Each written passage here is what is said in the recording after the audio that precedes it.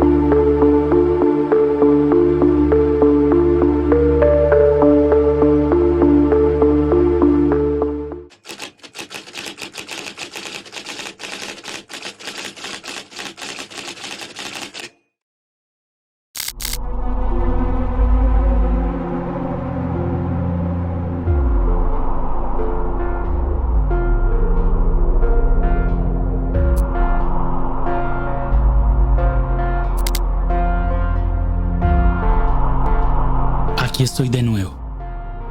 Volver es una palabra compleja, agridulce, diría yo. Arrastra tanto dolor y a la vez esperanza. No me canso de repetirlo.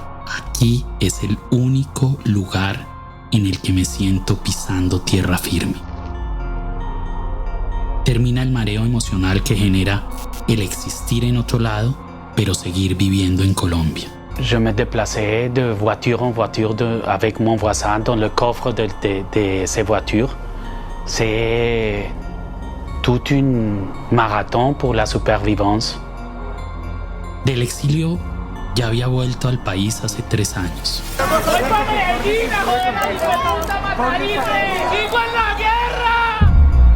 Tras el rodaje, censura y veto de los cines a Matarife la película, agarraron a tiros el apartamento del productor en línea y otros tantos le dispararon a la camioneta blindada que me escoltaba. Que el atentado, como ya mencioné, lo perpetraron fue después de que se anunciara el estreno de Matarife, la película. Y peor, justo después de expresar que Mendoza se va a mudar a vivir a Medellín un tiempo, para desde las comunicaciones y el cine hacerle frente a las relaciones criminales que hay en la capital paisa. Este fue mi segundo exilio. El anterior, el de hace 6 años, me dejó el corazón roto tras la campaña presidencial. Recuerdo que estaba en esa clínica francesa después de una cirugía de varias horas en la que me sacaron el corazón del pecho, lo remendaron y me lo volvieron a acomodar. Recién salido de cuidados intensivos, volví a saber de él. Tuve acceso al celular y a mi portátil, ambos repletos de mensajes. Allí estaba Abelardo de la Espriella en un video que me compartían varios de mis amigos. Era el abogado del Matarife ufanándose de haberme ganado en la Corte Constitucional, diciendo que debería retractarme y que era un triunfo jurídico que reivindicaba la honra del presidente Álvaro Uribe Vélez. A buena hora se definió en el más alto tribunal de nuestro país una falsa tensión de derechos. En que batallamos al lado del expresidente en los tribunales con las armas de la legalidad y la institucionalidad. Lo importante en todo caso no es la derrota de Daniel Mendoza o el triunfo del presidente Álvaro Uribe. Lo realmente fundamental es que ganó la justicia. El anonimato, la cobardía y el uso abusivo del mundo digital para destruir el nombre, el honor y la tranquilidad de una persona. Esta fue una defensa épica de casi 3 años. Salud por la justicia. Postrado y respirando de la pipeta que alimentaba mis pulmones, abrí mi correo electrónico convencido de que al salir de la clínica habría de cumplir el deber de tragarme una a una cada palabra y que la serie se apagaría para siempre al verme obligado a sacarla del YouTube.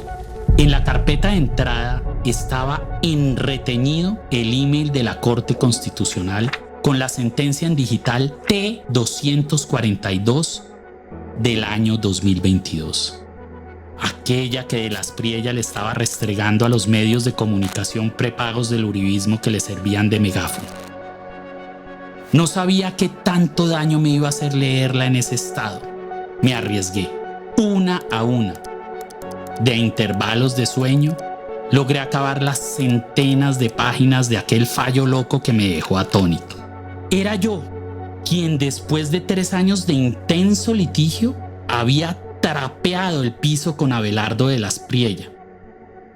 Aquel payasito presuntuoso que, en este proceso que gestó un importante derrotero jurisprudencial, había defendido al expresidente Uribe.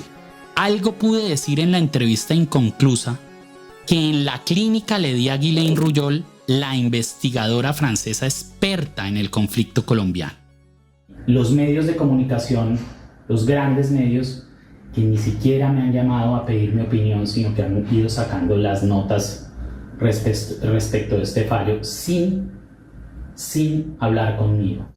El fallo, elaborado y presentado en ponencia por Paola Meneses, amiga desde el colegio y exfuncionaria del gobierno de Iván Duque, el muñequito de trapo que puso Uribe para seguir gobernando en cuerpo ajeno, era un documento completamente incoherente en el que por momentos me regañaba con acusaciones infundadas para líneas más adelante darme la razón en los aspectos neurálgicos del caso. Y al final, él resuelve, es decir, el veredicto final que no podía obviar las más de 400 pruebas que había aportado durante 3 años de un litigio escabroso que sustentaban la criminalidad del expresidente Uribe y que amparaba la serie Matarife. La protegía y no me obligaba a retirar ni un segundo de la producción en el YouTube. Y lo mejor de todo, la sentencia en varios apartes me dio la posibilidad de cantarle a Álvaro Uribe mi más dulce opinión.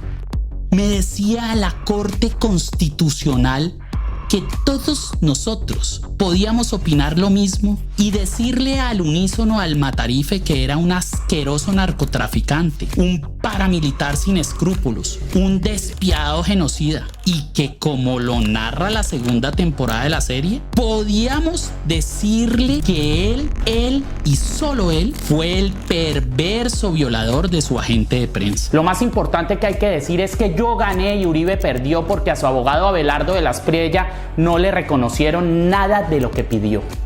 Señor Álvaro Uribe Vélez, las más de 30.000 horas de entrevistas, las centenas de expedientes que he manoseado, las decenas de libros que he leído, las declaraciones de las víctimas y en general las más de 300 pruebas que nutrieron los guiones de las 3 temporadas de la serie Matarife, es aquello que gesta en mi alma la íntima convicción de que usted es el más cruel y devastador genocida latinoamericano de la época moderna. Usted es un político corrupto untado de cocaína desde que nació.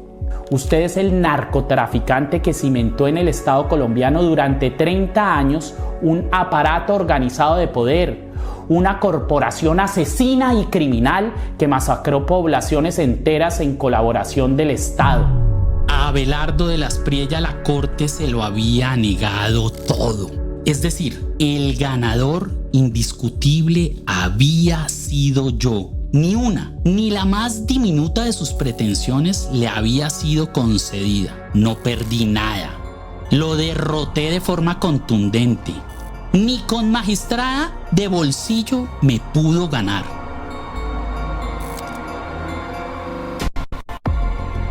Creo que esa es por lo menos la causa principal. La razón más específica, diría yo. Ver la mentira aglutinando, enchapando la pantalla de mi celular, engañándolos a todos otra vez, idiotizando a punta de marketing con ese circo decadente y lamentable, y de pronto verlo trepado en las encuestas hacia la presidencia. Por eso decidí volver. Volví, sí, aquí, a este mi adorado país indómito, porque sentí que debía mostrarles quién es este otro lavaperros del narcoparamilitarismo que el Matarife nos quiere poner a gobernar. Estén pendientes, porque vengo a contarles quién es Abelardo de la Espriella, el abogánster.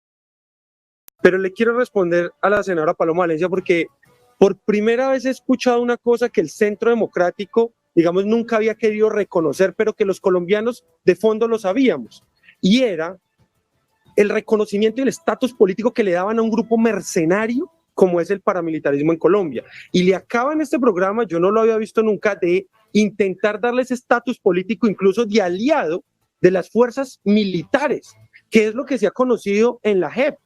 Aquí acaba de decir que el Clan del Golfo no es como los paramilitares, que estos sí eran un grupo que se coordinaba con el ejército para contrarrestar a las FARC. El daño, las masacres, la intimidación a la población, como todo lo contrario, representante. Yo lo invito a que no sea, no me descontextualice, no.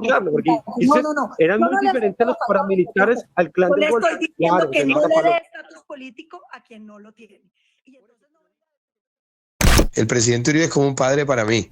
Lo aprecio mucho, lo respeto mucho y reconozco lo que han hecho. Ha sido maravilloso. Por eso le pido, y aprovecho los micrófonos de Blue Radio, querido Néstor, a toda la gente que me sigue. Por favor, esto es con ideas, con un debate serio.